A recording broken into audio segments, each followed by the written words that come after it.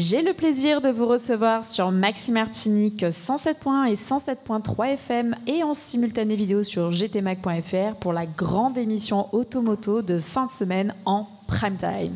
Et oui, nous sommes vendredi et comme tous les vendredis à 18h, les experts et les expertes de la bande AGM sont à l'arrobase du Casino Batelière Plaza pour traiter l'actualité auto et moto d'ici et d'ailleurs. Merci au personnel de l'arrobase qui nous accueille et qui vous accueille pour ce dîner-spectacle qui permet d'assister tout en dînant à l'enregistrement de notre émission. Nouvelle carte, venez la découvrir et venez écouter cette émission radio avec nous. Je parle bien évidemment de Éric Rouget qui nous accompagne ce soir. Bonsoir. De Yonan Amrit. Hello. De Jimmy Tomer qui va bientôt nous rejoindre. Ce n'est qu'une question de minutes. L'éternel retardataire. L'éternel retardataire. On dira presque le meilleur pour la fin, mais on se... Ouais, voilà. On en restera là. C'est vrai quand même, allez. Voilà. Et chaque semaine, tout le sport sur RMC diffusé sur Maxi Martinique et le matin à 7h05 et 8h05 au retrouvé JM de la bande AJM pendant la matinale d'Apolline de Malherbe et juste avant le super Moscato Show. Mais en attendant et dans un instant, j'aurai le plaisir d'aborder avec mes chroniqueuses et mes chroniqueurs certaines thématiques sur des sujets qui peuvent prêter un petit peu à débat, à confusion, à remise en question, mais également un sujet que nous allons prendre le temps d'aborder, qui va être la semaine de l'Europe. Je ne sais pas si vous en avez entendu parler, je ne sais pas si vous êtes un petit peu dans le cours de l'actualité, mais justement, en ce moment, on est bien dans la semaine de l'Europe automobile. Cette semaine, vous pouvez la suivre sur www.gtmac.fr avec une série d'articles pour mieux appréhender l'histoire, les enjeux et l'avenir du marché automobile face au reste du monde. On parle bien du marché automobile européen face au reste du monde. Donc ça va être une émission spéciale qui va pouvoir mettre en avant toutes ces thématiques-là. Donc si vous êtes d'accord, on va commencer de cette manière et on va également commencer avec une petite chronique de notre cher monsieur Éric Rouget. Mais avant tout, nous allons commencer par la semaine de l'Europe. Alors, est-ce que ça vous parle un petit peu ? Est-ce que vous avez vu déjà des sujets passer ? Est-ce que vous savez qu'est-ce qu'il en est exactement ? Alors, très peu. Donc, j'ai bien vu que c'était la semaine de l'Europe, mais je n'ai pas lu d'article concernant cette semaine.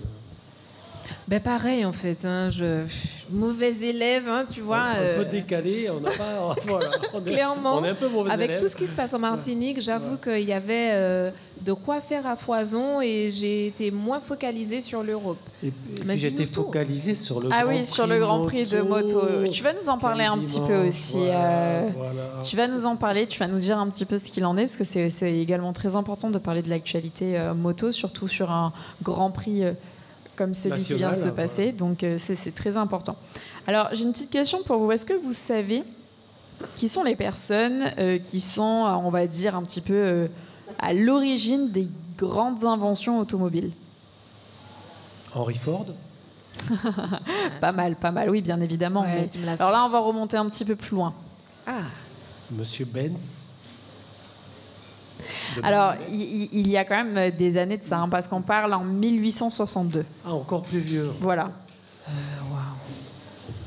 En 1862, il s'agit de Lenoir et Debeau de Rochas qui marquent l'ère de l'industrie automobile française, je marque bien française, grâce au moteur à essence.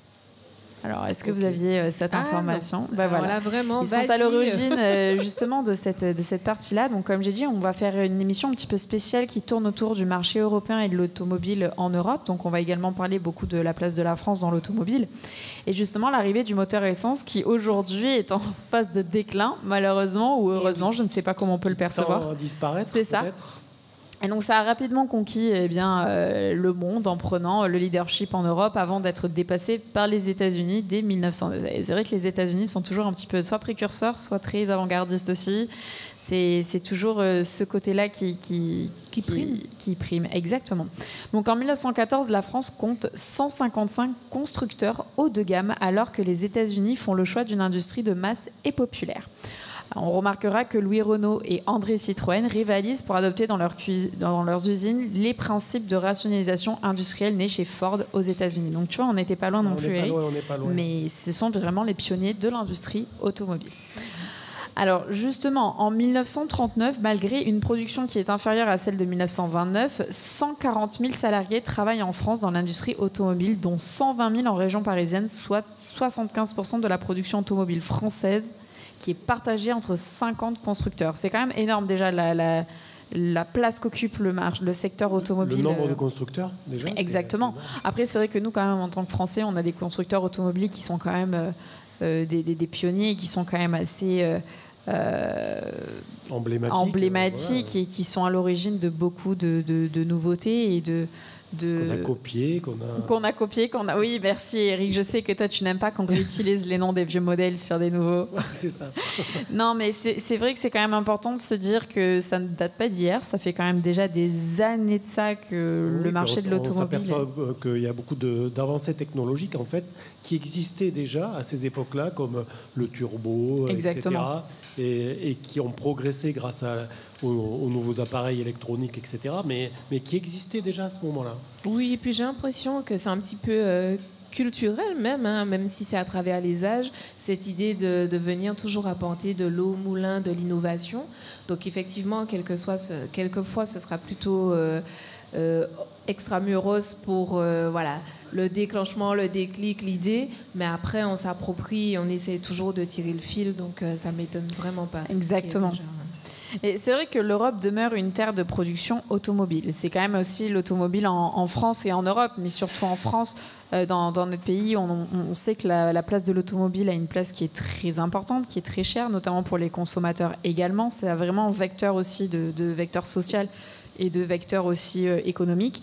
Et ça occupe une place qui est quand même très importante et ça ne date pas d'hier, comme on dit. Oui, on est dans un siècle complet, plus d'un siècle où l'automobile a été la reine, en fait.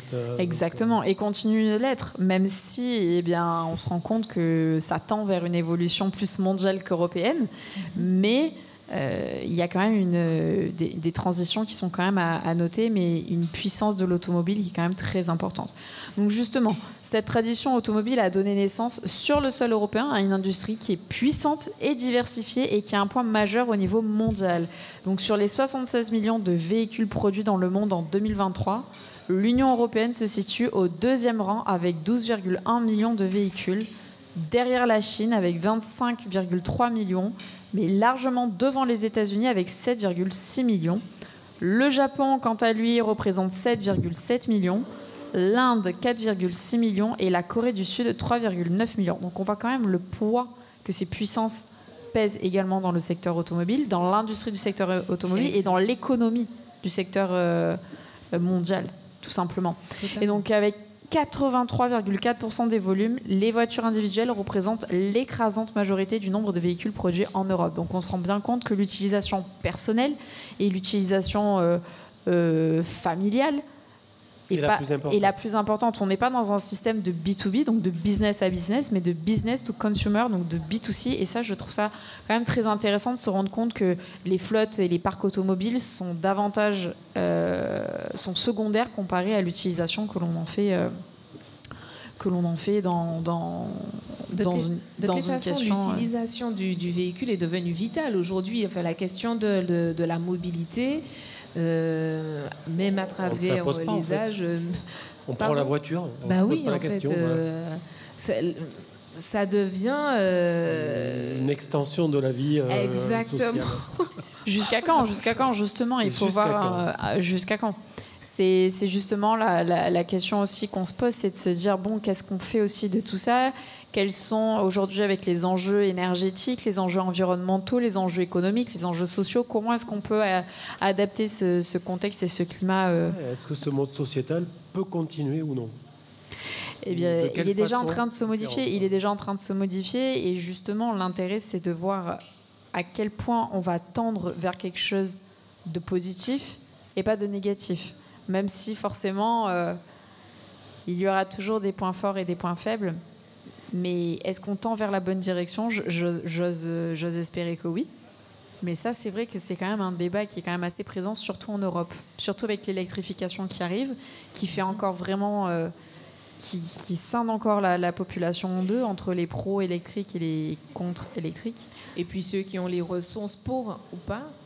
Alors oui, bien évidemment, là on est encore aux prémices du développement. Si on met de côté le côté financier, je parle vraiment d'un point de vue environnemental, est-ce qu'on est sur le bon? Parce que si on est sur le bon, j'ai envie de dire, le financier, ça reste secondaire. Il y aura toujours des aides, il y aura toujours des solutions. Donc à un moment donné, est-ce que ce changement-là vaut vraiment la peine? La voiture, à la base, c'était le progrès pour tous. Monsieur Ford, il avait fait pour ça, pour faire travailler des gens. Déjà, il avait construit des grandes usines et pour les faire vivre et pour qu'ils puissent avoir une voiture chacun. Et je pense que de nos jours, ça a disparu quand même un petit peu. Eh bien justement, en plus on vient de retrouver notre ami Jimmy Thomer qui nous fait le plaisir d'être là. Bonsoir Jimmy. Bonsoir les amis, vous allez bien? On est ravis de te voir.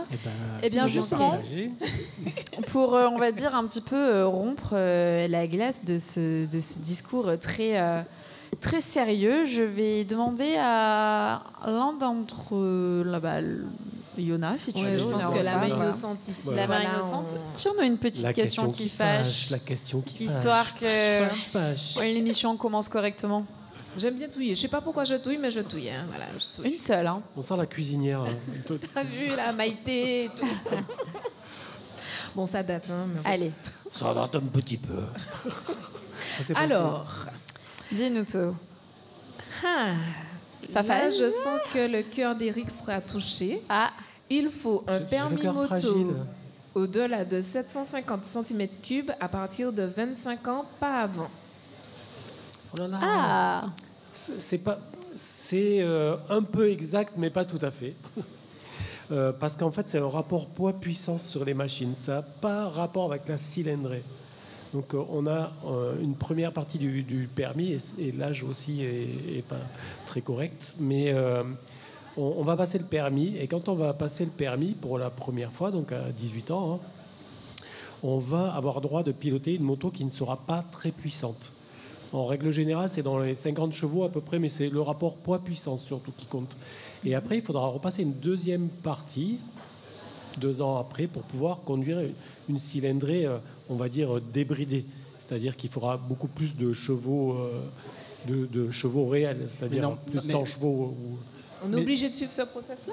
Oui, il me semble, hein, mais normalement, la réglementation imposait, il me semble, que c'était jusqu'à 125 cm3. Alors, 125 cm3, c'est encore avant, puisqu'on peut commencer ça à 16 ans. Oui, mais les 125 cm3, tu peux les conduire avec le permis B, logiquement. Non? Alors, pas tout à fait, Jimmy. Ça a changé il y a bien longtemps. D'accord. Puisque même quand moi j'ai passé mon permis, on n'avait déjà plus droit de conduire un 125, alors qu'avant, on avait le droit de conduire un 125 sans aucune formation avec le permis B. Et après, ça a changé. On avait toujours ce permis B et il fallait passer 7 heures de formation pour pouvoir conduire le 125. Oui, ça je me rappelle. Donc, si on n'a pas fait cette formation, on n'est pas titulaire du permis 125, donc on ne peut pas en conduire. Donc ça, il faut faire vraiment attention. Il y a beaucoup de 125 en Martinique et beaucoup de gens pensent qu'on a le droit de les conduire. C'est resté un peu dans les mémoires, cette histoire de permis B équivalent au permis 125, mais ce n'est pas tout à fait vrai. Donc si on conduit un 125 avec le permis B, on est en défaut de permis. Ah oui, d'accord. Ah oui, bah écoute, là tu mets... On n'a pas de permis pour cette catégorie. La lumière, franchement, moi j'étais restée encore... Mais oui. Et c'est pour ça qu'il y a beaucoup de jeunes ou moins jeunes qui conduisent des 125 parce que c'est bien pratique dans les bouchons, mais en fait qui n'ont pas le droit du tout. Mais pour ça, donc il faut le permis moto. Donc en fait, le permis B te permet juste de conduire en 50. Voilà. Ouais. Et le permis 125, c'est juste une formation de quelques heures, donc ça vaut le coup d'aller le faire parce que même si on a déjà piloté une moto sur des terrains privés, etc., il y a quand même des choses à voir parce que quand on apprend tout seul ou quand un copain nous apprend, on n'apprend pas forcément de la bonne façon et un moniteur auto-école va vous apprendre de la bonne façon, donc il faut quand même se former un petit peu. Oui, mais là, dans la question qui fâche qu'a posée Yona, vraisemblablement, il est dit qu'on pourrait, du coup, avant 25 ans... rouler voilà. une 750 jusqu'à cm3. jusqu'à 750. Alors, Ou comme je l'ai au-delà dit, même. c'est pas une question de cylindrée, en fait. C'est pas du tout une question de cylindrée, c'est un rapport poids-puissance. Parce que les motos peuvent être de 1000 cm3 et être bridées électroniquement pour la plupart maintenant, pour qu'elles n'atteignent pas trop Ah oui, mais on parle trop de d'une moto chevaux. qui n'est pas bridée, une moto qui C'est ça. est en pleine possession de sa puissance. Alors c'est très compliqué. On peut avoir par exemple le même modèle de moto en deux versions. Une qui sera MTT1, on appelle, et une qui sera MTT2. Donc une qui sera bridée et l'autre qui ne sera pas bridée. Ben, partons du principe que c'est pas bridé. Bah oui.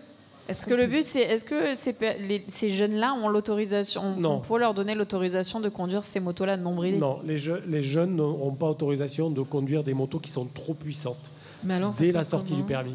Eh bien, il faudra qu'ils prennent des motos bridées justement ou qui n'ont pas beaucoup de Et ça puissance. se débride ou il faut changer de modèle? Oui, non, le problème c'est que ça se débride. L'électronique, c'est facile à contourner un petit peu. Ouais, voilà, c'est Jimmy ça. peut le C'est dire de pour les l'électronique, ouais, tout à fait. voitures. On peut faire ça très rapidement, une petite valise, et puis on change la puissance de la moto. Le problème, c'est que quelqu'un qui n'a pas l'habitude d'une moto puissante, il risque d'avoir un accident tout simplement. Non, mais attends, j'aimerais comprendre.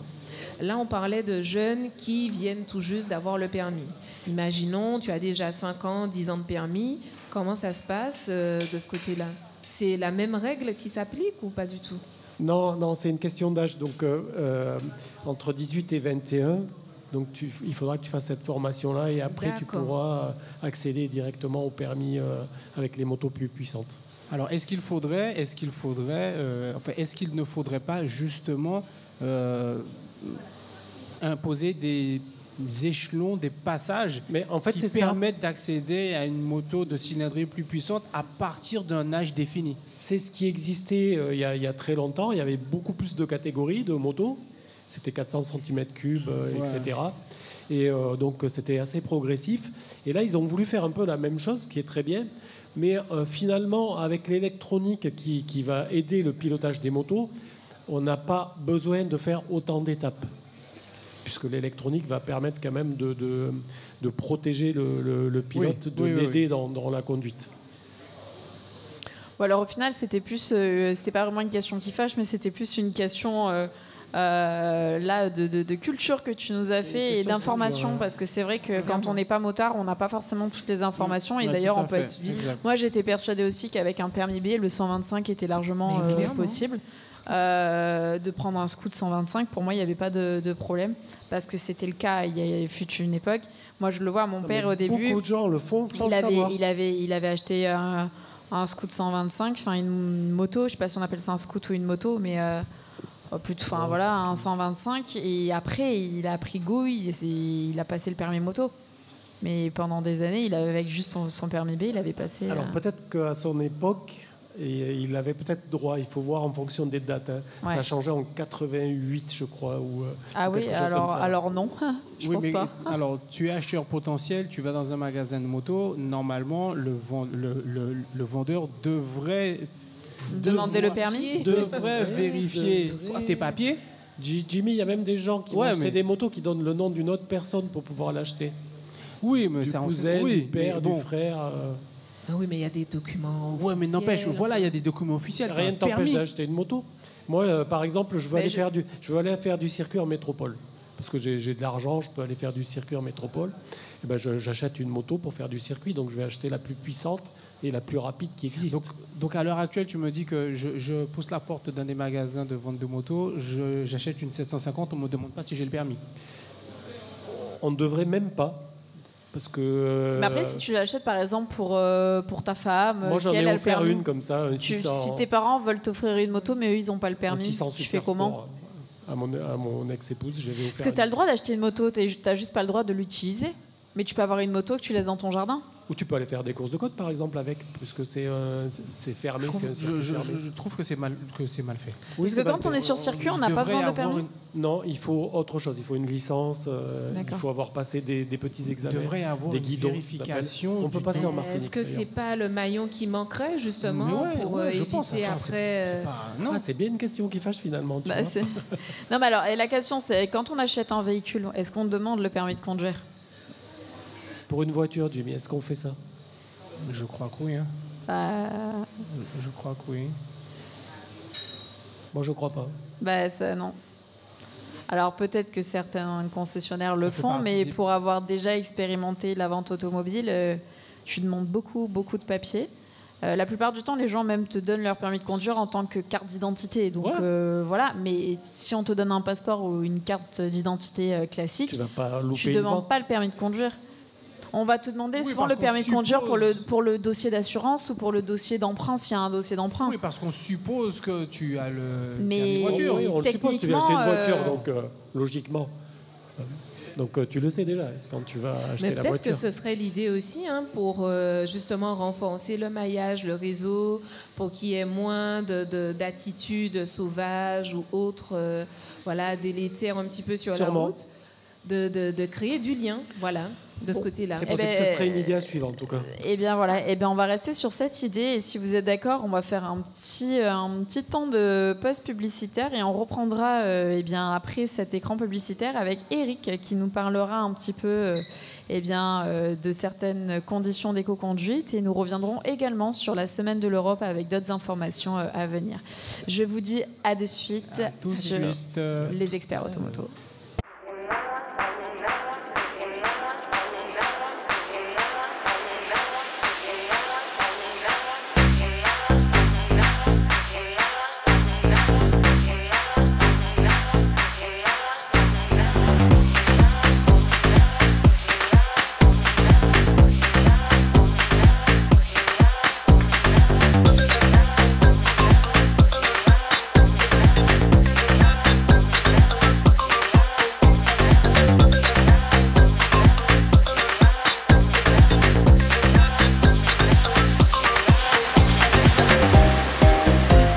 Et vous êtes de retour avec la bande AGM sur Maxime Martinique en direct de l'arrobase du Casino Batelière Plaza. On retrouve JM et toute sa bande dans le grand talk show automoto des Antilles. Et merci d'applaudir bien fort nos chroniqueuses et nos chroniqueurs. Je parle bien évidemment de Yonan Amrit ce soir, qu'on applaudit bien fort, d'Éric Rouget, Bonsoir. de Jimmy Thomer Bonsoir. et moi-même. Eh bien, évidemment. Et bien évidemment, je Mais remplace un petit peu évidemment, Andrea. JM. Non, mais JM est en Mais- vacances, c'est ça? Ouais, il est sur le tapis rouge. là-bas, Oui, là. c'est ça. C'est Il, sa enfin, star. Il me semble que je l'ai vu dans la Met Gala, non? il fait le show à Cannes.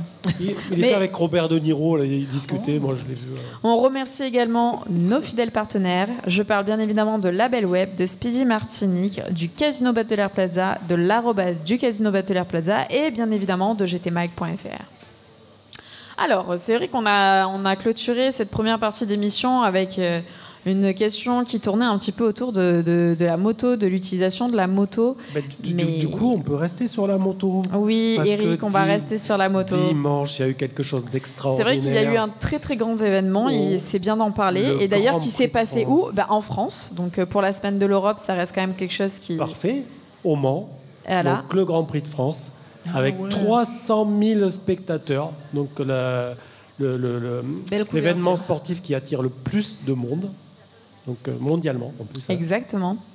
Et avec une pole position pour Fabio Quartararo, le Niçois, qui malheureusement est tombé pendant la course, mais surtout, une magnifique victoire de Johan Zarco, le Canois pour le coup.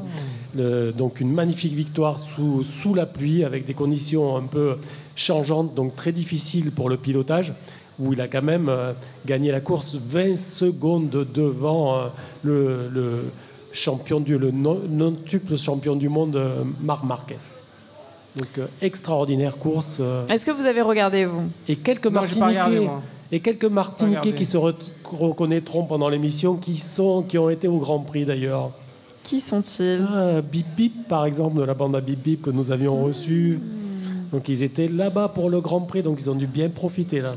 Ah ouais, Et donc, bel événement. C'est très bien de retracer aussi ce qui se passe chez nous, ce qui se passe en France, aussi les victoires de nos sportifs, c'est très important. Donc, merci Eric pour cette petite parenthèse. Pour la petite parenthèse, justement, 71 ans qu'un Français n'avait pas gagné le Grand Prix de France. Ah oui, ça fait quand même... Donc, extraordinaire victoire. Ah ben ouais, c'est presque historique. Ouais, historique victoire. Ouais, ouais. Et historique Grand Prix d'ailleurs. Un Grand Prix Ah ben de ouais, folie. Excellent. Voilà.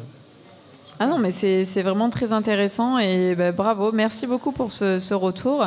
Et justement, pour nous faire un petit résumé assez bref sur tout ce qui est l'éco-conduite, parce que c'est quelque chose qui est très important et très intéressant aussi en France, surtout, la dernière fois, on avait reçu également les responsables de Scania qui parlaient justement d'éco-conduite, de comment améliorer les performances d'un poids lourd, de comment ça se passait. Et c'est vrai qu'on est dans une ère en ce moment, en Europe particulièrement, sur tout ce qui va être mobilité douce, mobilité vertueuse, toujours quelque chose de plus vert, de plus green, de plus doux pour l'environnement. Donc l'éco-conduite en fait partie. C'est vraiment, on est dans la semaine de l'Europe. On est vraiment dans le cœur du secteur automobile. Eh bien, qu'est-ce qu'on peut en dire sur cette éco-conduite et les grands points à relever? Comme tu l'as dit, nous recevions il y a quelques semaines Christophe Massia et Vincent Bounolo, responsables de la formation à l'éco-conduite chez Scania France. Exactement. Scania, c'est la grande marque de camions quand même, qui est le rêve de tout camionneur, c'est d'avoir un C'est exactement, et des personnes très agréables. À qui nous passons le bonsoir, oui. Exactement, on leur passe le bonsoir. Et encore une fois, merci de nous avoir rejoints la dernière fois. C'était vraiment très intéressant comme intervention. Et ils nous ont expliqué quelques rudiments de l'éco-conduite des poids lourds, qui représentent 25% des émissions de CO2 dans le transport en France. Voilà. Donc ce qui veut dire que le reste des émissions, quand même, ce sont les nôtres. Donc on est aussi concerné directement par l'éco-conduite. Alors explique-nous. Alors voici quelques conseils que l'on peut appliquer, nous, tous les jours, dans l'éco-conduite. Est-ce que vous connaissez des petites choses que l'on peut faire d'ailleurs pour économiser donc de l'essence et polluer un petit peu moins En descente, on n'accélère pas forcément. On se met en point mort. Voilà. Surtout Non, pas. surtout pas. Oh là là. C'est bien, c'était la question qui danger public. C'était la question. Après, Andrea, tu sors. j'aime bien faire réagir. J'aime bien faire réagir, mais j'aime bien faire réagir mes chroniqueurs. Voilà, les femmes au volant. Voilà, exact. Et voilà, les misogynes sont tout à fait. Voilà. Alors explique-nous tout. Par exemple, on peut vérifier la pression des pneus. Parce que si on a nos pneus qui sont dégonflés, on va consommer plus, on va rouler moins facilement, donc on va consommer plus. Donc, on va vérifier, pas toujours 2,5, comme tu disais, Jimmy. Ça me brûlait les lèvres depuis tout à l'heure. C'est fou ça. Hein. On va respecter les limitations de vitesse. Donc d'ailleurs, dans certaines agglomérations, on met des limitations de vitesse pour ne pas polluer trop. Dans les grandes agglomérations, tu nous parles souvent des ZFE. Les ZFE. Respecter les distances de sécurité. Pourquoi ? Respecter les distances de sécurité pour pouvoir anticiper le flot de circulation. Comme ça, on n'aura pas besoin d'accélérer très fort et de freiner très fort. Ces phases où ça, c'est dans un monde utopique. Oui. Non, il faut être concentré sur la route quand même. Oui. C'est vrai qu'en Martinique, le matin à 8h, les distances de sécurité, elles sont plus compliqué. Elles sont cul à cul. Hein. Garder une vitesse constante, quand on peut, évidemment, sur des bonnes distances, ça va nous éviter de consommer. Une chose que je ne savais pas, que nous ont expliqué les formateurs, c'est atteindre rapidement le rapport le plus élevé. C'est-à-dire, ça n'a rien de sexuel. Oui, c'était atteindre le rapport le plus élevé pour se mettre en rythme de croisière. Voilà. Voilà, c'est bon. C'est la fin de la semaine et je perds tout le monde. C'est waouh. La fin de la semaine. Ah, toi, t'es comme dans la vidéo Insta. Toi, on est mardi, c'est la fin de la semaine. C'est toi, tu sors, Jimmy. Tu sors, Jimmy. C'est toi qui es déconnecté. C'est toi qui es complètement à côté de la plaque. Ben oui, on est en fait. Vendredi soir, vendredi, tout est permis, Jimmy. C'est pas grave. Ne pas trop utiliser la climatisation. Il a trop utilisé. Merci, Jimmy. Donc ça va être compliqué aussi ici. Ne pas trop utiliser la clim. Ne pas laisser un véhicule chargé. Et oui, mais c'est tout ce qu'on fait pas ici. On va à la plage, on charge la glacière, on met la clim à fond, on est dans les bouchons. L'éco-conduite ici, elle est compliquée. Quand on roule un petit peu vite, ne pas laisser les vitres ouvertes parce qu'on change le coefficient de pénétration dans l'air. Donc on va encore faut-il avoir une clim qui fonctionne. Oui, voilà. Mais surtout, ne pas laisser tourner les moteurs à l'arrêt. Oui, ça. Bon. Okay. Avec la clim dans la voiture pendant que la voiture est à l'arrêt. Allez, je valide. Ça, c'est Jean-Marc qui fait ça. Je le balance. Oh, Jean-Marc. Ouais, mais non. je le balance, Ouais, Jean-Marc. non. Il est là dans sa petite voiture noire avec ses petites vitres teintées. Hop, la climat à fond.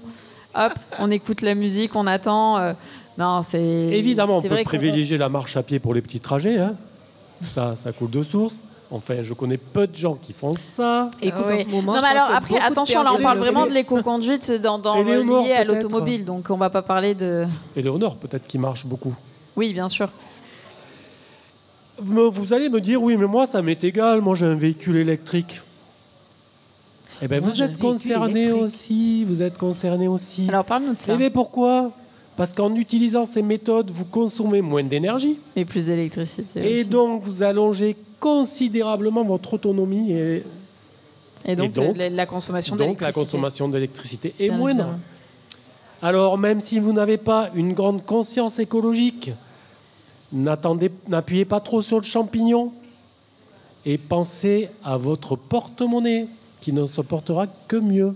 Génial. Eh bien voilà, c'était un bon moment de remise d'aplomb grâce à remise en Eric. question aussi. Remise en Remise question, en remise question. d'aplomb. Non, ça c'est... On a parlé de pression de pneumatique, on a parlé aussi du point mort. Fais-nous un petit débrief sur ce fameux point mort. Alors, quand on est au point mort dans une descente, en fait, on n'a pas de frein moteur. Donc, on va utiliser plus les freins habituels. Oui, classique. Donc, on va les faire chauffer. Ça va faire du fading, ça s'appelle. Et au bout d'un moment, les freins ne vont plus freiner. Et on va avoir un accident, tout simplement. D'accord. Oui, c'est ce qu'on parle souvent dans les grosses descentes, utiliser le frein à moteur. Exactement. Bah, après, tu Utiliser peux le frein te mettre en point mort, tu roules, et après, tu as une montée, et Mais après, elle t'as pas continue. besoin, t'as pas Mais besoin, elle continue. t'as pas besoin d'utiliser le... Elle s'enfonce. T'as pas besoin d'utiliser le frein. Hein. Ah, mais je vous assure, ça marche Je ne très, monterai pas en voiture avec toi. Attends, je suis une pilote, Désolant. t'inquiète. C'est désolant. T'abuses. Un commentaire, Jimmy? Non, ma chérie, parle. Je crois qu'il y a tes frites qui t'attendent de l'autre côté. C'est pour ça que t'es de mauvaise humeur, en fait. non, mais je suis C'est parce que je l'ai privé de ses frites, en Non, fait. mais non, Mais il y en a non. plus. Mais t'es un danger public, c'est tout. Mais oui, c'est ça, je suis un danger public, les gars. Elle a les tous mes bonnes astuces, points. Arletty. Je suis une... Ne la suivez pas pour plus Je d'astuces. suis un modèle sur la route. Alors, justement, pour en revenir un petit peu à l'Europe, Jimmy, déjà, toi, un petit peu, est-ce que tu as vu certaines choses passer sur la semaine de l'Europe? Est-ce que tu sais un petit peu ce qu'il en est? C'est que c'est un petit peu l'émission aussi de le thème de l'émission, et surtout pas que de l'émission, parce que c'est le thème européen tout court. Cette semaine, c'est la semaine de l'Europe. Je t'avouerai malheureusement que j'ai pas trop suivi. Non, je suis peut-être le mauvais élève de la troupe, mais Non, ça en fait 3. Ouais, mais j'ai que des mauvais Non, élèves, j'ai moi. pas, j'ai Le pas casting suivi. est vraiment J'en ai à entendu refaire. parler. On va mais, redoubler. Malheureusement, j'ai pas suivi. Mais oui. Bon, alors déjà, est-ce que vous avez un petit peu une vision globale de la situation de l'industrie automobile en Europe en 2024, donc l'année qui vient de s'écouler? Il me semble qu'il y a certains constructeurs qui ont fait machine arrière sur la production des véhicules électriques. Je pense en avoir entendu parler aux infos. Une situation un peu compliquée. Ouais, avec, c'est un peu compliqué. Mais alors, pour les véhicules avec la électriques. Chine, avec, C'est ça. Alors, avec les USA. C'est avec, ça. Alors, il y a, voilà, il y a entre beaucoup autres, entre autres. il y a beaucoup de thématiques abordées et beaucoup il n'y a pas que l'électrification. Il y a aussi le secteur automobile, l'économie du secteur automobile avec les industries et les salariés, le turnover, le coût de la masse salariale, etc. Donc, c'est vraiment plus profond que juste l'électrification qui est quand même au cœur du sujet. Ah oui, bien sûr. Mais c'est vrai que l'industrie automobile couvre un vaste ensemble d'entreprises et de métiers. C'est ce qu'on a répété, on ne cesse de nous répéter chaque émission. Et si elle est présente dans tous les pays pour la maintenance des véhicules à travers des réseaux diffus d'expertise, seuls quelques pays disposent d'une maîtrise complète de la chaîne de valeur. Donc c'est ça aussi. Quel est le pays qui va arriver à produire un véhicule de A à Z? Déjà, c'est quand même assez compliqué et on le voit. De plus en plus compliqué. C'est de plus en plus compliqué. Et donc l'industrie automobile a déjà connu de multiples transformations dans ses structures, ses implantations et ses produits. Et l'accélération de l'électrification du parc intervient sur un terrain industriel qui est fragilisé par la crise de 2008, mais aussi avec des constructeurs européens dont la position sur le marché chinois est affaiblie. Alors on voit que ce marché n'est plus un terrain qui est facilement accessible, et pour produire les volumes nécessaires et également pour suivre la mutation technologique. Donc non seulement les constructeurs européens ont piteusement échoué à imposer, notamment aux États-Unis, leur modèle basé sur le moteur diesel, mais ils n'ont pas vu venir la montée en puissance rapide de leurs concurrents et partenaires chinois dans les véhicules électriques. Donc là, on se retrouve complètement largué. On a réussi à ne convaincre ni l'un ni l'autre, et on se retrouve dans une situation où on n'a pas performé. Donc là, on est vraiment entre deux. On n'est ni les pros électriques ni les pros diesel. Donc là, il y a quand même vraiment eu un vecteur catastrophique. D'anticipation. Exactement. On était vraiment dans l'entre-deux. Et cette crise, à cette crise vient se surajouter un environnement déjà très complexe, avec tous les facteurs qui ont contribué à l'ascension historique de cette industrie depuis plus de 130 ans, qui aujourd'hui mettent toutes ces années remis en cause complètement. Donc l'automobile, vécue comme un vecteur de liberté, est désormais contestée dans les zones où des solutions alternatives de mobilité existent. Donc on parle notamment de la mise en place des ZFE, de la restriction de l'utilisation des véhicules personnels. Donc c'est quand même assez compliqué. La motorisation thermique efficace et peu coûteuse, vue comme polluante et émettrice de CO2, est en cours de mutation vers l'électrification. Donc ça, c'est encore un deuxième pan de mutation. La motorisation thermique efficace et peu coûteuse, vue comme polluante et émettrice, bien justement, donc comme on l'a dit, est en mutation. Les grands constructeurs mondiaux, autrefois dominants, sont contestés par la Chine, et les nouveaux venus avec des marques comme Tesla. Donc on a bien vu la transformation du marché automobile, surtout de l'électrique, qui est un peu Tesla, c'est la marque emblématique et pionnière de ce côté électrique. Quand on parle électrique, la première voiture à laquelle on pense, c'est Tesla. Alors pionnière, oui, mais qui se fait quand même grappiller des parts de marché par... Bien évidemment, mais que depuis peu. Depuis peu, parce que c'était la première vente, même en France. La Tesla, c'est les premiers Uber qu'on a vus. Mais le monde va vite, donc les changements vont vite. Exactement. Mais c'était les premiers véhicules électriques en tant que Uber qu'on voyait circuler à Paris. Quand on disait je roule en électrique, c'était égal Tesla. C'était quand même assez impressionnant. C'était la référence, quoi. Exactement. Et le modèle économique d'accès à la pleine propriété du véhicule, régulièrement renouvelé et progressivement remplacé par la location de longue durée, voire le covoiturage. Donc on voit vraiment que le pan de l'économie automobile est complètement en pleine mutation, mais on ne sait pas encore quelle mutation elle va véritablement prendre, mais ça va prendre une tournure, mais laquelle, on a encore du mal vraiment à quel virage, anticiper. L'hydrogène, l'électricité... Et justement, en 2023, l'Union européenne comprend 213 usines d'assemblage. La production directe de véhicules emploie une quantité incroyable de salariés. En Europe, notamment en 2021, la production indirecte de 665 000 personnes, mais c'est un usage qui génère de plus d'emplois. Soit, attention, 4 millions, justement, dont 1 400 000 pour la vente et 1 385 000 pour la réparation. C'est énorme. C'est quand même, on voit les chiffres, ça représente quand même des chiffres qui sont assez conséquents. Et justement, à ces emplois, il faut ajouter les professionnels du transport, soit 1,6 million de personnes pour le transport de passagers et 3,3 pour le fret. Donc on voit quand même tout ce que le transport engendre en termes de coûts de main-d'œuvre et en termes de coûts de production. Et ces 13 millions d'Européens qui œuvrent dans le monde de la mobilité routière ne seront pas tous impliqués dans la mutation vers la mobilité électrique. Oui, et puis par exemple, la robotisation de l'industrie fait qu'un grand nombre de personnes ne travaillera plus dans la production des véhicules. Ouais. Ça commence vraiment. Il y a des usines qui sont entièrement robotisées, là, ça y est. De plus en plus. Mais entièrement. Il y a plus en plus, malheureusement. Eh bien justement, Yona, tu vas nous faire un petit topo sur ta partie qui consiste à nous mettre en avant un petit peu tout ce qui est les constructeurs automobiles. Donc qu'est-ce que tu peux nous dire là-dessus justement avec ton recul ? Écoute, on va continuer un petit peu sur la même lignée, quelque peu morose tout de même, on doit bien le dire. Et oui, là c'est un petit peu plus sérieux comme émission. On est plus sur des informations qui plaisent ou qui plaisent pas, mais qui sont factuelles. Totalement, donc c'est un petit peu plus morose, mais voilà, c'est la réalité du terrain. Moi, j'ai envie de vous demander, selon vous, quand on parle constructeur auto, quel serait le nerf de la guerre pour un constructeur auto ? Le rendement. Le bénéfice. Mais avant tout ça, avant de parler du rendement, avant d'aller vers le bénéfice, ok, qu'est-ce qui... La première source, Les matières premières, avant tout ça, la main-d'œuvre. avant tout ça, on est dans une entreprise. Imaginez le modèle phare. Le prochain- besoin, le en fait. prochain- le prochain C'est modèle ça. phare, Le besoin. Le besoin. Donc la demande. Oui, mais je crois qu'ils nous ont créé du besoin. C'est pas si... C'est pas si flagrant. Ouais, c'est pas si flagrant, vois-tu, parce qu'effectivement, en 2024, l'industrie automobile européenne cale.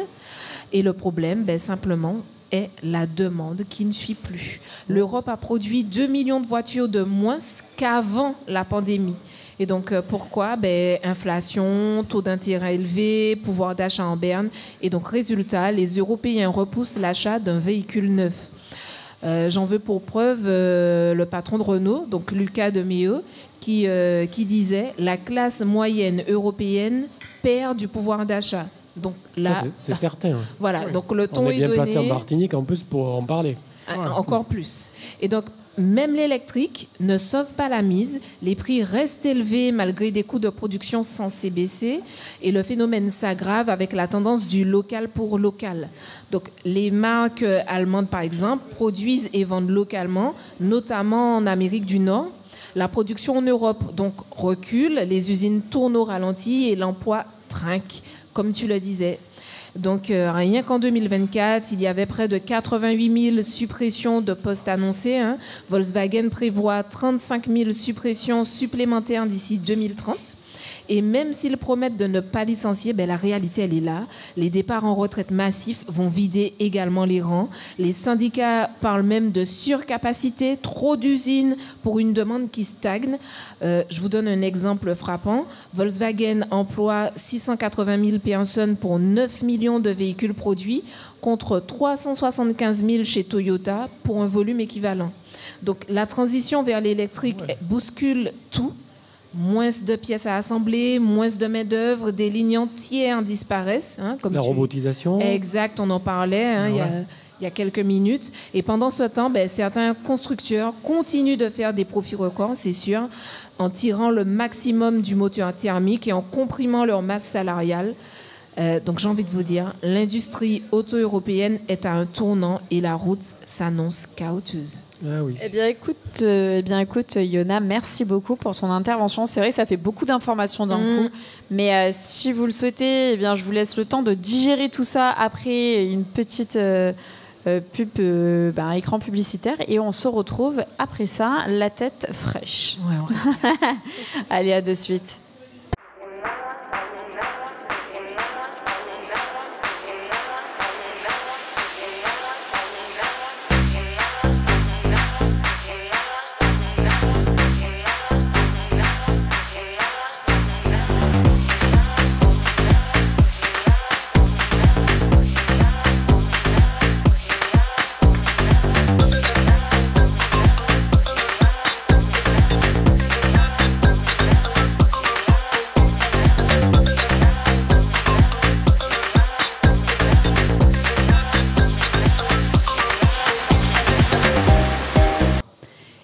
De retour avec la bande AGM sur Maxi Martinique en direct de l'arrobase du Casino Batelière Plaza. On retrouve JM et toute sa bande dans le grand talk show automoto des Antilles. Merci d'applaudir nos chroniqueuses et nos chroniqueurs. Je parle bien évidemment de Yona ce soir qui est parmi nous. Merci de Jimmy et d'Eric. Hello. Bonsoir. Et surtout, merci à nos fidèles partenaires. Je parle bien évidemment de Label Web, de Speedy Martinique, du Casino Batelière Plaza, de l'arrobase du Casino Batelière Plaza et de gtmag.fr. Et on se retrouve, on se retrouve avec Jimmy. Jimmy qui va nous parler. De quoi tu vas nous parler, Jimmy ? Dis-nous tout. De l'agressivité. De la sur conduite. Bon, en fait, L'agressivité, clairement... clairement, c'est l'émission. Ouais, là, c'est l'émission. Je sais pas, à la allez limite, vous la question pendre, qui fâche amène de la gaieté. Là. Ouais, que je pense presque, qu'après ouais. après Jimmy, on va faire la question qui fâche. Après, on va se taper dessus. Ouais, ça va être ça. Alors la question ou après Non, mais on rentre pleurer à la maison, on fait comment ? Je comprends pas. Appelez le SAMU directement. Aïe. Mais en fait, c'est un petit peu aussi dans la lignée de la semaine qu'on a eue également en Martinique. Martinique, qui est quand même plutôt morose et qui a C'est vrai que les eu une actualité qui a été quand même très catastrophique. Je pense que c'est important de le signaler et de le noter. Et toutes mes condoléances aussi aux familles victimes de ces drames qui se sont produits cette semaine en Martinique, d'une froideur sans nom. C'est une vraie tristesse. Exactement. Y a pas de malheureusement, c'est dans la continuité de ce qui se passe depuis quelques mois déjà. Donc, c'est d'autant plus triste. Mais rien n'est justifié, rien n'est justifiable. Et on s'est interdit, mais je ne sais pas quelles pourraient être les mesures à prendre pour éviter ces meurtres froids. Jimmy, change-nous les idées, s'il te plaît. Mais bon. Non, en fait... Mon petit bonhomme, si tu savais... Alors, parler de l'agressivité au volant, malheureusement, on se rend compte que là aussi, que c'est un phénomène qui gagne du terrain et qui est très souvent alimenté par tout ce qui est stress, conditions de circulation, avec des effets sur tant le comportement que la sécurité routière, et qui sont multiples et inquiétants. Jimmy. Oui, qu'est-ce qui se passe? Qu'est-ce que j'ai fait? Je te coupe la parole, bien évidemment. Est-ce que vous vous rappelez, il n'y a pas si longtemps, on avait fait une question qui... Oui. Ça avait été un peu une guerre. Comportement de femme, on s'était quitté exactement. dessus. C'est la question qui fâche était une femme est-elle... T'as vu? Et là, j'ai l'impression que tu remets les pieds dans le plat. Tu remets le couvert. Mais c'est pas ma faute. Tu cherches les coups. Non, mais là, j'ai hâte. J'écoute la chronique. Non, mais allons-y. Écoutons Jimmy dans sa phase studieuse et sérieuse. Et elle m'a dit, tiens, je te donne cette partie. Ouais, mais c'est sa faute. C'est un cadeau empoisonné de la femme. Je l'ai senti, j'ai dit ça, c'est pour Jimmy.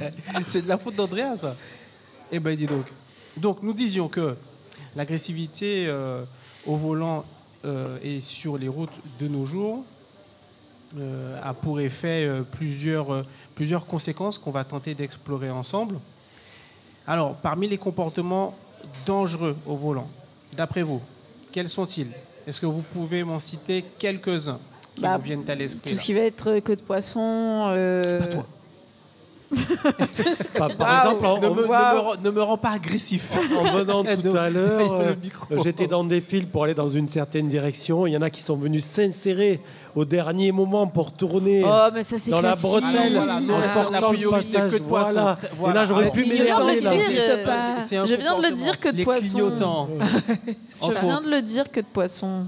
Mais oui, mais je dis pas. Les distances de sécurité, quelqu'un qui colle au cul parce que la personne devant ne roule pas assez vite. Entre autres. On en avait parlé aussi. Oui, on en avait parlé aussi. La personne qui lâche le volant pour faire des gestes. Moi, les gens qui ne me laissent pas passer quand je suis piéton. Donc autant de comportements qui augmentent le risque d'accident parce qu'ils affaiblissent grandement la capacité de chacun à réagir aux situations imprévues. Et bien souvent, c'est par rapport aussi également à des allures qui ne sont pas adaptées et les distances insuffisantes. On en a parlé tout à l'heure. Alors, un autre cas qui est la baisse d'attention. La baisse d'attention durant la conduite et peut aussi être la conséquence, source d'agressivité au volant. Quelles sont, par exemple, d'après vous, quelques-unes des réactions à l'agressivité que l'on peut avoir? Qu'est-ce qu'on peut dire, un petit doigt d'honneur par la fenêtre ou... Le traditionnel, oui. Le classique, la base, notre ami. On peut faire une queue de poisson parce qu'on n'était pas content, justement, pour bloquer l'autre personne. Ouais. Ça se fait. Moi, j'ai des gens qui m'ont poussé en moto un petit peu aussi, qui m'ont serré en moto, ce qui est très, très, très dangereux. Carrément. Non, mais là... Oui, il y a des comportements qui sont particuliers. Donc, après, celui qui est face à ce type de comportement-là a parfois, pour la plupart d'entre nous, on a parfois du mal à réagir de façon posée, assez Oui, parce calme. qu'on est dans le même état, on est stressé dans les bouchons. On est stressé, tout à fait.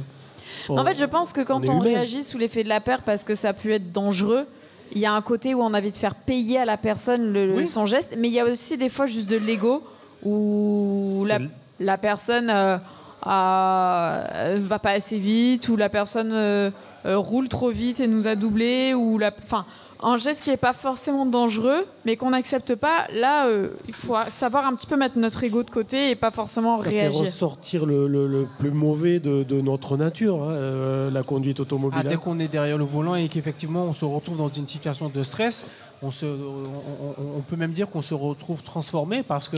Mais complètement. Puis en plus, on est dans cette espèce de cage, justement. Et c'est ça, on est chacun dans notre bulle et on ne peut pas intervenir et échanger avec la personne. Moi, par exemple, ça m'est arrivé. Non, mais c'est dingue. Alors, il n'y avait rien de dangereux en soi, justement. Mais j'ai trouvé ça tellement irrespectueux. Je ne sais pas ce qui s'est passé. Alors, peut-être que la personne avait un problème technique sur sa voiture. Mais dans ce cas-là, il faut se mettre en warning pour indiquer qu'il y a un problème technique. On était sur une voie centrale qui n'était pas la rocade. Et la personne roulait littéralement à 15-20 km/h. Il y a une queue qui se formait. Et à un moment donné, j'ai klaxonné. J'ai dit, je sais pas, ça se trouve, elle est sur son téléphone, elle cherche une rue et elle ralentit. Et en fait, la personne n'a pas réagi au coup de klaxon. Il y avait les voitures qui faisaient la queue derrière, elle était à 15 km/h, alors que c'était une route où on roule à 50. Enfin, pas de clignotant, donc pas dans l'objectif de tourner, pas de warning. Et elle a fait ça sur toute la lignée et j'ai fini par doubler parce qu'il y avait des pointillés, donc je pouvais doubler. J'ai attendu qu'il n'y avait pas de voiture en face forcément et j'ai doublé. Je me suis mise à son niveau, j'ai regardé. La personne m'a regardé et elle n'a juste pas réagi, pas de pardon, pas de rien. Elle m'a regardé et je me suis dit mais elle fait quoi? Et quand je suis passée, elle est restée à la même vitesse et je me suis dit mais c'est quoi là son but? Elle n'avait pas une sans permis, elle n'avait rien. Après, il y a des gens qui ont peur de conduire. Non, mais 15 km/h sur une voie centrale où il n'y a même pas de rocade, c'est pas avoir peur. Là, tu vas chercher ton pain. Tu disais que les femmes étaient plus agressives, c'est ça? Non, c'est pas. Alors, quand même, on remet un petit peu. Non, mais quand même, il ne faut pas prendre de véhicule, prends une trottinette. De ressources scientifiques dans tout ça. Il faut savoir aussi qu'on va réagir par rapport à nos émotions, le cerveau lui aussi.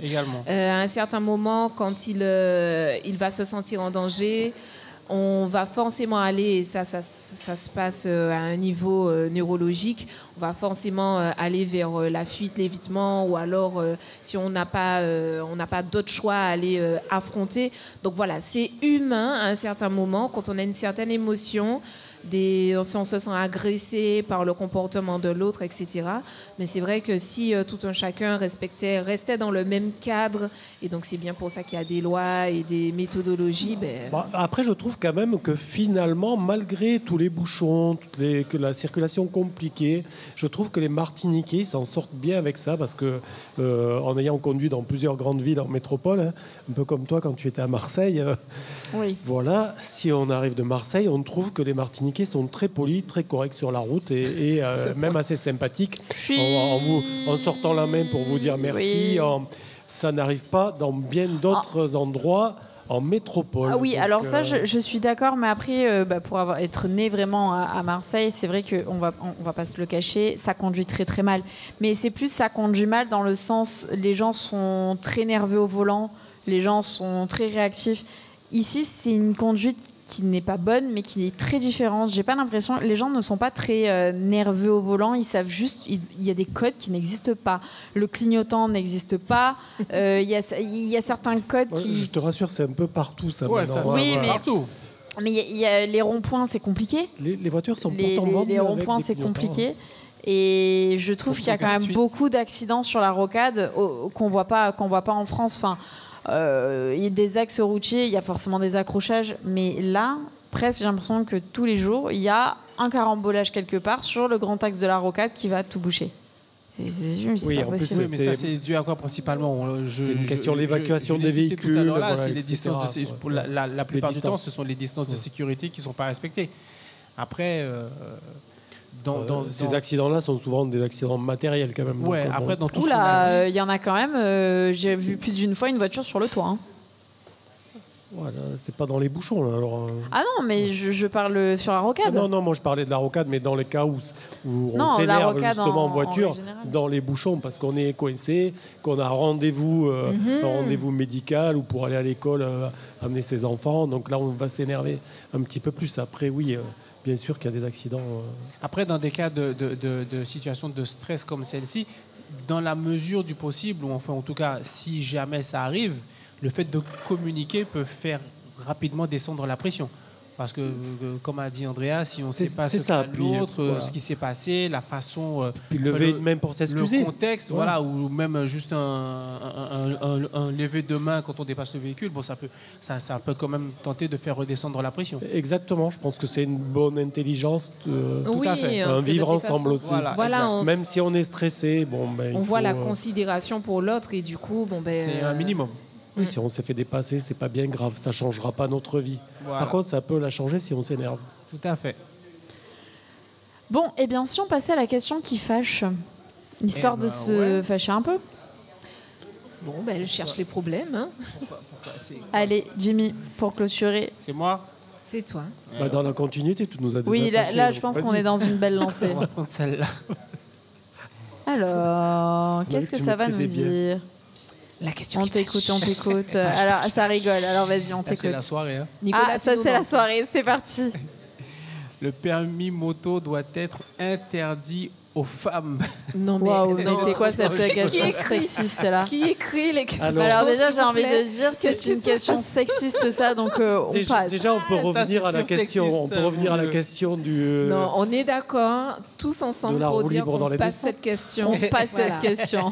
Je vous connais. Non, alors, il y a, il faut en il y a débattre. autant de femmes maintenant Il faut qui en passent débattre, le permis il faut en moto. débattre. Et je pense qu'il y a énormément moins d'accidents qui sont dus aux femmes en moto qu'aux hommes. Mais de toute manière, même en Parce que, voiture, hein, on les même en voit. hein. voiture, Le puisque nombre là- d'accidentologie et de morts sur la route, La prise de risque n'est pas la même. Souvent, les hommes croient ont un ego un La peu testostérone qui démesuré monte un peu petit peu et dépassent vite leurs limites.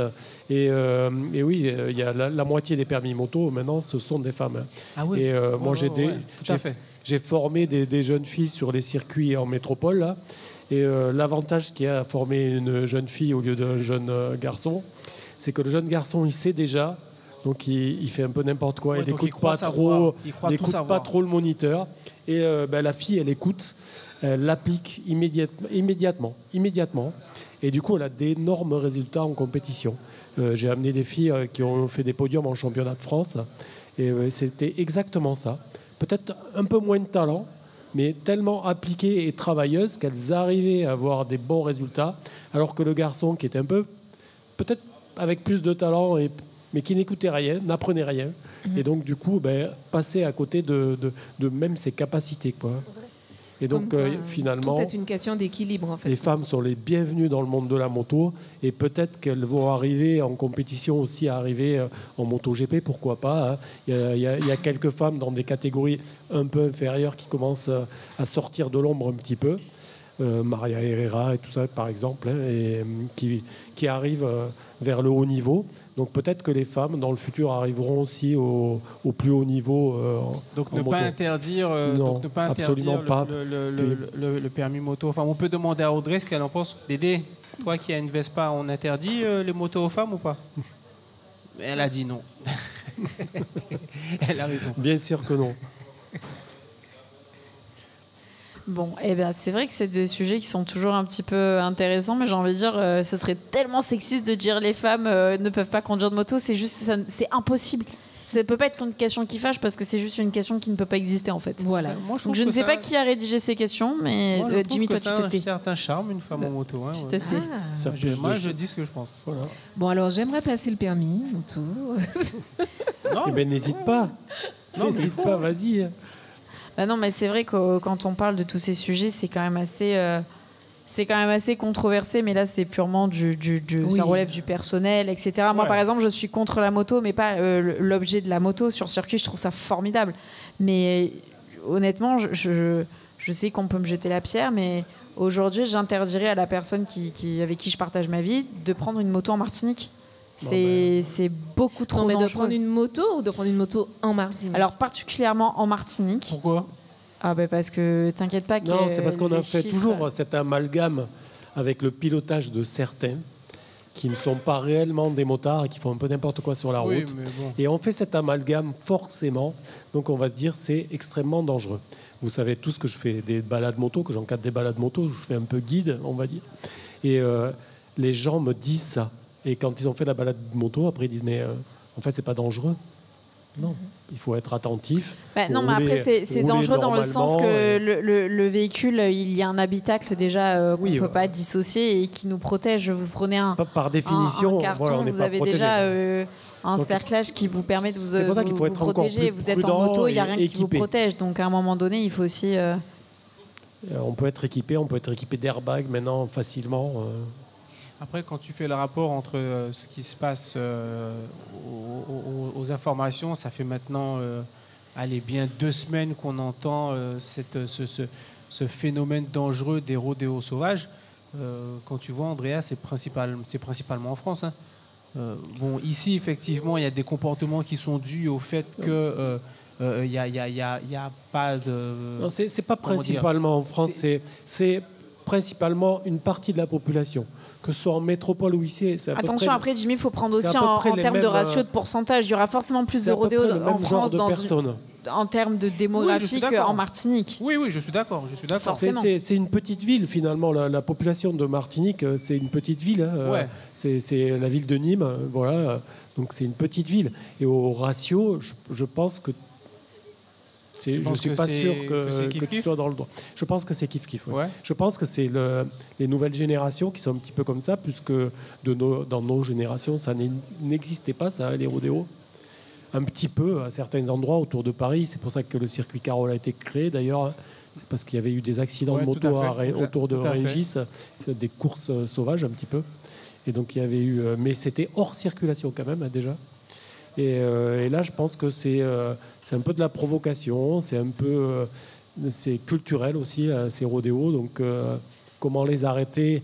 Ils ne trouvent pas vraiment de solution, puisque c'est dangereux et pour les forces de l'ordre, et pour les gens qui habitent là, et pour la personne qui fait le rodéo, parce qu'elle risque aussi sa vie, puisqu'elle n'est pas équipée, puisqu'il y a une voiture qui peut traverser, il y a un enfant qui peut traverser, donc il risque sa vie déjà en chutant, mais il risque après, aussi c'est déjà son sa choix, vie en allant en prison. Il prend ses responsabilités. Bien sûr. C'est ça que j'ai envie de dire. Après, il ne faut pas être de dommages. Est-ce qu'ils sont conscients de ça? Est-ce que, par exemple, quand on les arrête, il ne faudrait pas qu'ils travaillent dans un centre de réadaptation, aller pousser les fauteuils? Mais ce qu'ils recherchent, c'est l'adrénaline, c'est l'interdit. Donc, en fait... mais on peut avoir l'adrénaline. L'adrénaline, je suis d'accord, mais l'interdit, je pense que c'est l'interdit qui... Après, est-ce que les parents, quand ils voient arriver un enfant qui a 16 ans avec une 450 de motocross, chez eux, ils n'ont pas des questions à se poser et à leur dire « Non, mais que fais-tu avec ça ? Déjà, comment te l'es-tu acheté ? Parce que ça vaut 10 000 euros. Donc, comment te l'es-tu acheté à 16 ans sans travailler ? Est-ce que les parents n'ont pas une grande part de responsabilité dans ça aussi ? Totalement. Mais il y a beaucoup de parents il y a beaucoup de questions à se poser et à mon avis, beaucoup de choses à faire, et socialement et dans la justice aussi. Eh bien, c'est dramatique, c'est malheureux, mais c'est aussi l'histoire de l'automobile, du secteur automobile et des histoires des motards aussi, de la sécurité. Et malheureusement, ce sera toujours un sujet qui sera au cœur de notre émission. Bien que ça ait bien progressé, la sécurité dans les véhicules. Bien sûr, bien sûr. On le sait bien. Mais bon, justement, on prendra le temps aussi d'en reparler la semaine prochaine. En attendant, eh bien, merci à vous tous et toutes d'avoir suivi ce soir les experts automoto sur Maxi Martinique en simultané vidéo sur www.gtmag.fr. Ce week-end, retrouvez tout le sport avec RMC entier diffusé sur Maxi Martinique. Et dès lundi matin, retrouvez la matinale d'Apolline de Malherbe avec son invité politique. Et juste après, le Super Moscato Show. Et entre ces deux émissions, retrouvez l'instant auto présenté chaque matin par Jean-Marie Volched à 7h05 et 8h05. Et je vous dis à vendredi prochain, 18h. Bon week-end. Bye bye. Bye bye.